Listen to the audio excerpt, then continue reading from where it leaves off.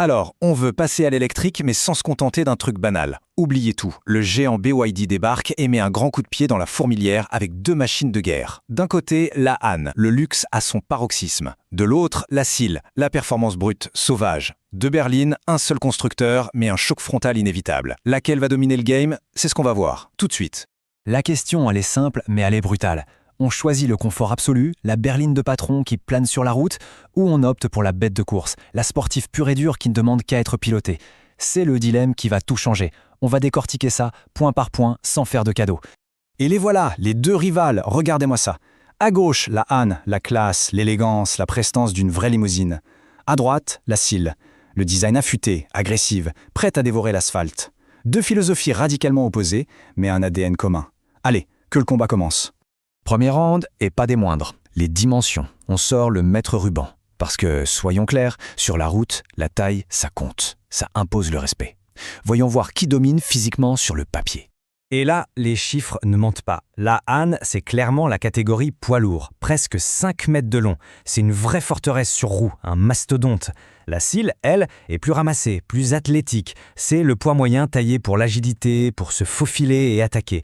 Le bulldozer face au chasseur. Mais regardez bien cette ligne. L'empattement, 2920 mm pour les deux, c'est identique au millimètre près. Pourquoi?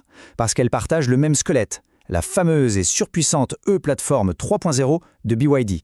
C'est la base secrète qui leur donne leur force. Même ADN, mais deux personnalités complètement folles. Allez, on passe à l'intérieur. Et là, on change de monde.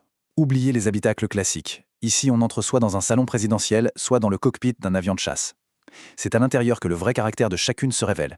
Et boum, la Han frappe la première, avec un écran conducteur monstrueux de 12,3 pouces. C'est pas un écran, c'est une véritable baie vitrée d'information. Le centre de commandement ultime pour dominer la route. Là, c'est le réplique direct avec un 10,25 pouces. Ok, c'est un peu plus petit, mais c'est tout aussi net, tout aussi précis.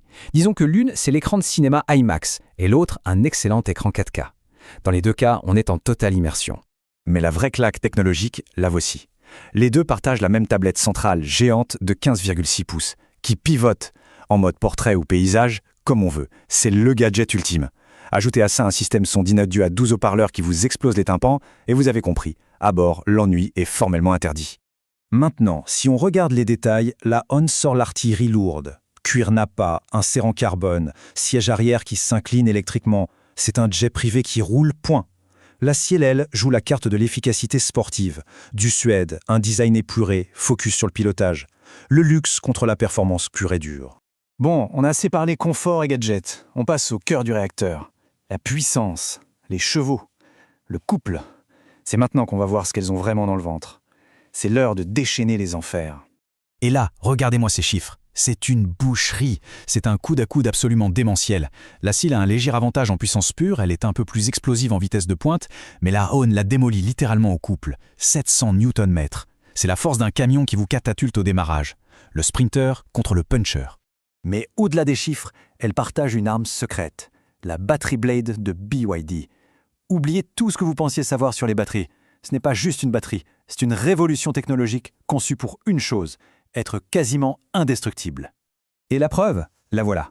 Le test du clou. C'est le pire cauchemar pour une batterie. On la transperce. Les batteries concurrentes, elles explosent, elles prennent feu, c'est un carnage. La Battery Blade, on la perce et il ne se passe rien. Zéro fumée, zéro flamme, la température de surface bouge à peine. On parle de sécurité absolue. Et sur ce terrain, BYD a une avance monstrueuse sur tout le monde. Côté châssis, la Han dégaine sa suspension pilotée d'Issus-C. En gros, c'est un cerveau qui lit la route et adapte la voiture en temps réel. C'est un vrai tapis volant. Et pour stopper la bête, des freins Brembo qui pourraient arrêter un TGV. La SEAL, elle, répond avec une suspension à double triangulation à l'avant. C'est plus mécanique, plus brut, fait pour sentir chaque centimètre de la route et attaquer les virages sans pitié. On arrive au moment de vérité, le round final, celui qui met souvent tout le monde KO, le prix. C'est bien beau d'avoir des chevaux et de la technologie, mais à la fin, c'est le portefeuille qui parle. C'est l'heure de sortir la calculette.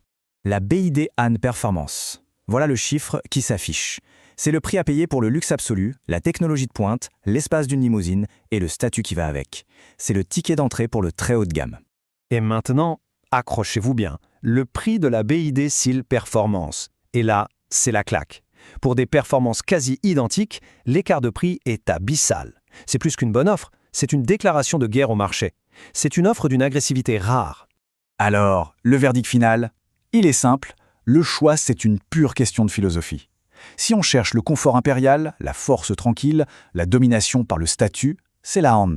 Si on veut la performance brute, l'adrénaline, le plaisir de pilotage à l'état pur, alors c'est la Seal, sans hésiter. Le trône ou le circuit, c'est ça la vraie question. Au final, la décision vous appartient. On est plutôt du genre à cruiser en première classe ou à chasser le chrono sur une route de montagne. La reine de la route ou la prétendante affamée de victoire. Lâchez votre choix en commentaire, on veut savoir qui gagne ce duel.